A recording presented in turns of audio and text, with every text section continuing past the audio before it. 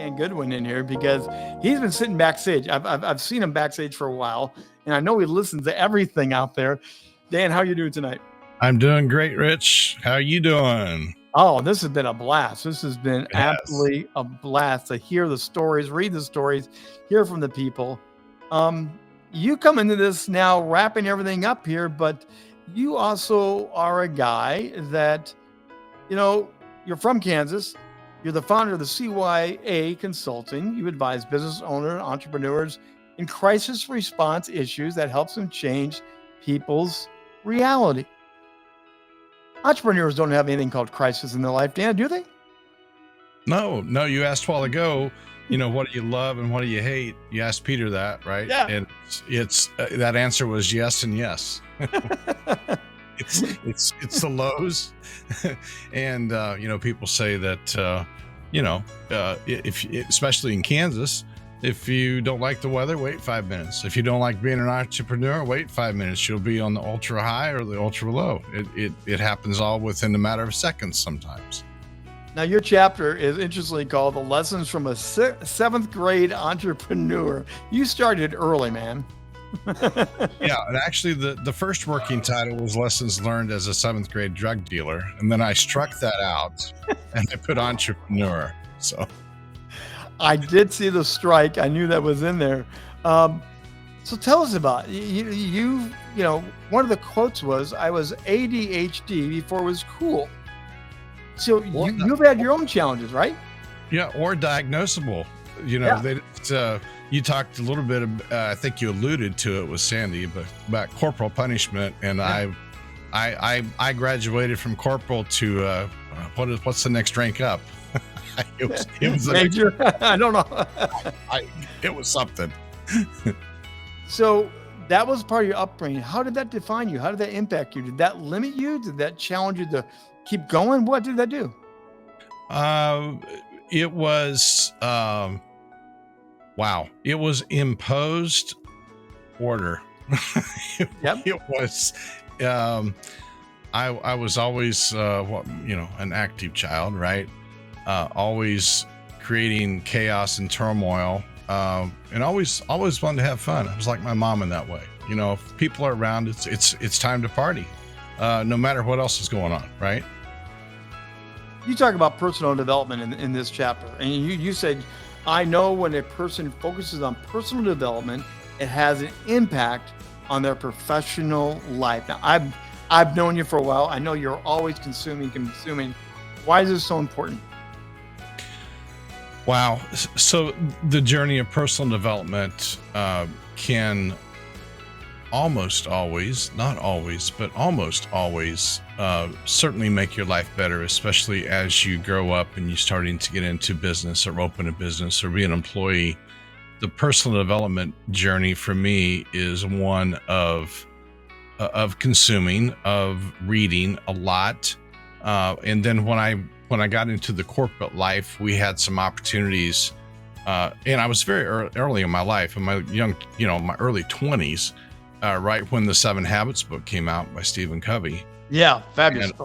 And all of a sudden something clicked, at least in my corporate experience, something clicked to say, this is the structure that I wish or I should have had in the mid-teens to kind of help me wrap my head around what do I want to do when I grow up. And Sandy mentioned a while ago, who are you today, right?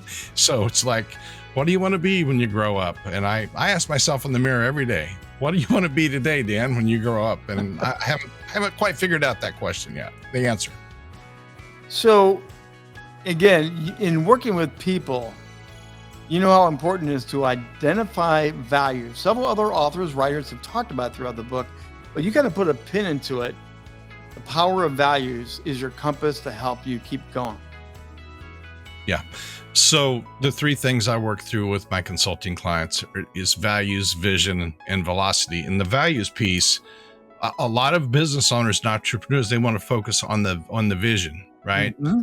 And we always revisit the values, and true personal values, especially won't probably change that much until you work through the personal development things, and then there may be some changes. The driver there is those values undergird the vision. And typically when like two partners, if they have a disagreement, it's most of the time it goes to an underlying value. And then the third V is velocity, and that's simply how fast you want to get there, what are the resources, all of those types of things. Now, again, I just love your chapter. There's so much in it, but you also go back to the adversity stuff. But you also talk about adversity comes with opportunity. But the question you asked, and I think it's great, what are you going to do about it? Right. So when you identify this as an adversity, that is, as our good friend Lee Tunney-Ware would say, that's probably based or focused on some past event. At some point, you cut that and you go to the present. And then from the present, you work towards, what do I want this to look like in the future? So what am I going to do in this moment to actually solve this? And when I have clients come to me sometimes, I will sometimes ask that clarifying question, are you wanting support, empathy, or a solution? Because that will actually help me help them, because I'm a good listener. I can listen, and I have this ability to really see down in the future, two or three places down in the future that could help them, only if they're willing to put the action into it. Okay, that's the sticky point. Why don't we ask the question that you asked here? Why don't we ask the big question, what am I going to do about it? And then go to action with it. We'll ask the question, but often we just sit and wait for it magically to disappear. Well, you probably know someone like this in your life, that they're not happy unless they're complaining, because they receive negative affirmation. That's a new term, negative affirmation. Yeah, new term. That triggers the adrenaline and the cortisol dumps, and they receive attention. So if that's the only way you know how to receive attention or perceived affection, because you're sharing a trauma, we have a shared trauma, then you're stuck there. There's no way to move forward if you're always pulling back to the past event. As an entrepreneur yourself, the world is rapidly changing. AI and so much is going on right now. We have this global expansion. We're more connected than ever before. What do you see as some of the challenges of entrepreneurship for those that are wanting to jump in and join us?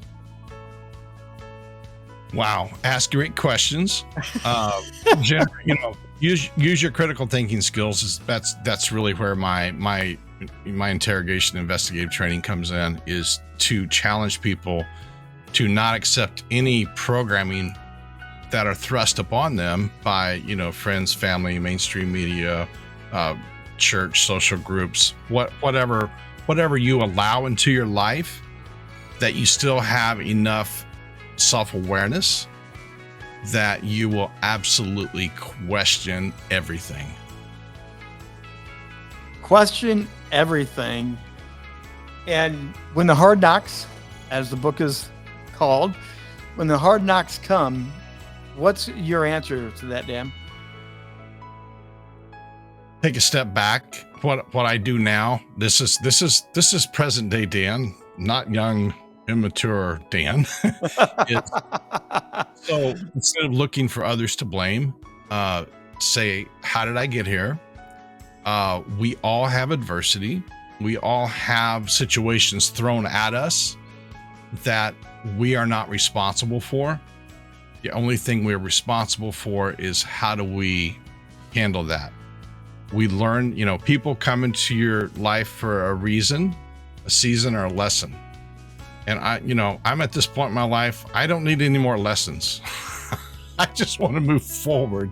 But I also have to take accountability. What have I done or not done that has created the current issue at hand? And then, Dan, I'm going to ask you your favorite question. You pose it to everybody else I've ever seen you talk to. What's your superpower? My superpower is to be able to look people in the eye, down into their soul. People want to be seen, heard, and validated.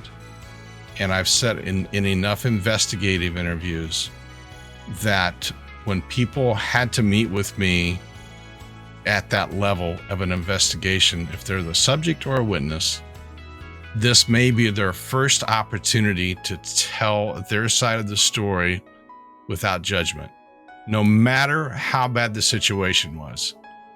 And I am there to validate them as a human being, to listen to their story, and to validate not the act that happened, but to validate and say, I understand.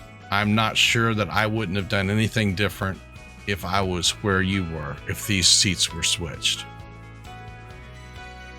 Dan Goodwin, we're winding down the book party, the celebration of an amazing compilation.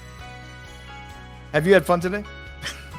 I've had a blast. I'm looking at this going, I was just looking at all the speakers because I was checking them off as you went down, and I was like, oh, I didn't know that Cameron John Robbins was at 7 years old in the Sistine Chapel. I didn't know that, right? And Ainley was flying in a glider when he was a teenager. I mean, I've learned so much, and these are people that I've known for quite a while now. And I'm like, oh, okay, well, we probably need to get back together and have that one-on-one conversation that we've been putting off. So I've had a blast today, and I so appreciate the community and what Lee and Kira have put together. And yes, you know, I just knew my first draft was just going to be, yep, okay, you're done. Don't worry about it. So it wasn't that way. I can promise you.